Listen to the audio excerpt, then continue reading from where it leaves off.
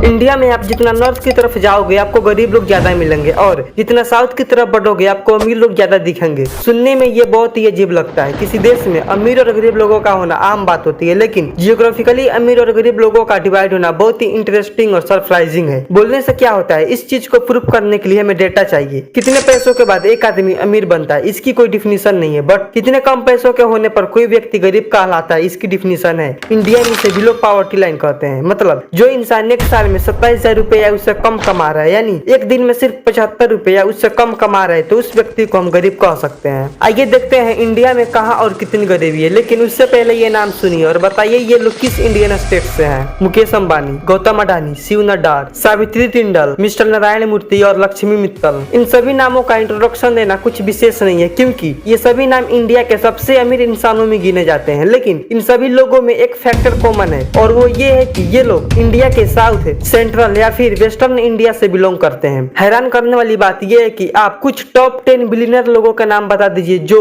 Northern और eastern India से belong करते हैं। नीति आयोग ने 2021 में पॉवर्टी के ऊपर जो रिपोर्ट प्रस्तुत किया है उसमें बिहार, झारखंड, असम एक्सेट्रा जैसे नॉर्थ स्टेट में गरीबी सबसे ज्यादा है, जबकि पोंडुचेरी, केरला, कर्नाटक, तमिलनाडु और आंध्र प्रदेश जैसे सदर्न स्टेट में गरीबी बहुत कम है। इंडिया की टोटल पॉपुलेशन 242 करोड़ है, जिसका 50% population north and eastern Indian state में है, तो 50% पॉपुलेशन सेंट्रल, साउथ और वेस्टर्न इंडियन स्टेट में है। यानी कि ह्यूमन रिसोर्स दोनों जोन में भी बराबर है, लेकिन फिर भी साउथ, वेस्टर्न और सेंट्रल इंडिया के लोग ज्यादातर अमीर है, जबकि नॉर्थ और ईस्टर्न इंडिया के लोग ज्यादातर गरीब है। चलिए इसके पीछे की रीजन को हम लोग डेटा की मदद से समझते हैं। जीडीपी, ग्रोस डोमेस्टिक प्रोडक्ट, जिसका मतलब है किसी देश या राज्य ने हर एक सामान और सर्विस को बेचकर एक साल के अंदर कितनी अर्निंग जनरेट की, और ये पैसे आमतौर पर एग्रीकल्चर, इंडस्ट्री और एक्सपोर्ट से बन सकते हैं।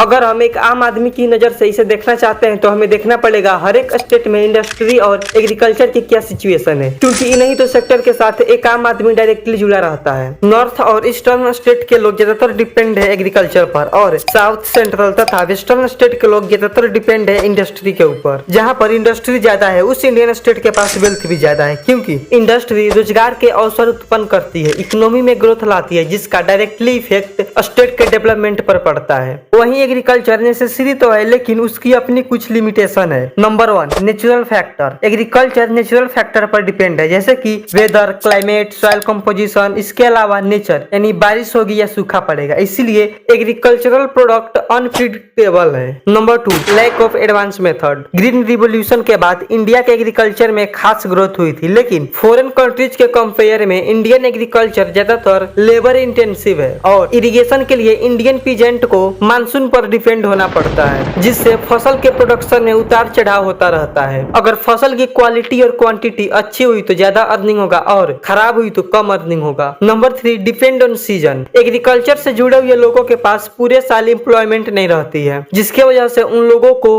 मनरेगा इत्यादि जैसे स्कीम को एडॉप्ट करना पड़ता है। Number 4, middle man problem. खेतों में किसान जो भी फसल उगाते हैं उसे मार्केट में पहुंचने से पहले मिडिल मैन का सामना करना पड़ता है। मिडिल मैन वे लोग हैं जो किसानों से कम दामों पर अनाज लेकर ज्यादा क्वांटिटी में जमा करके बाद में महंगे दामों पर बेचते हैं। इससे ज्यादा फायदा मिडिल मैन के पॉकेट में जाता है। ये कुछ रीजंस है जिसके वजह से एग्रीकल्चर डिपेंडेंट स्टेट्स बहुत पीछे हैं। इसके बाद कोई स्टेट कितना अमीर है ये बात एजुकेशन लेवल पर भी डिपेंड करता है। रिसर्चर्स का मानना है कि हायर एजुकेशन या फिर highly educated population economic growth के लिए बहुत जरूरी है, क्योंकि educated workers science, technology etcetera जैसे कामों को ज्यादा इफिशिएंटली कर सकता है। इवन एक एजुकेटेड पर्सन अगर एग्रीकल्चर करेगा तो वह लेटेस्ट मेथड यूज करेगा। आइए कुछ डेटा देखते हैं कि इंडियन स्टेट्स एजुकेशन के मामले में कैसे परफॉर्मेंस कर रही हैं। केरला, कर्नाटक, तमिलनाडु, महाराष्ट्र और गुजरात जैसे स्टेट्स के पास ग्रेजुएटेड पॉपुलेशन रेट ज्यादा है। इससे ये चीज क्लियर है कि हाई एजुकेशन रेट और इंडस्ट्रियलाइजेशन किसी भी स्टेट की इकोनॉमिक ग्रोथ के लिए बहुत इंपॉर्टेंट है।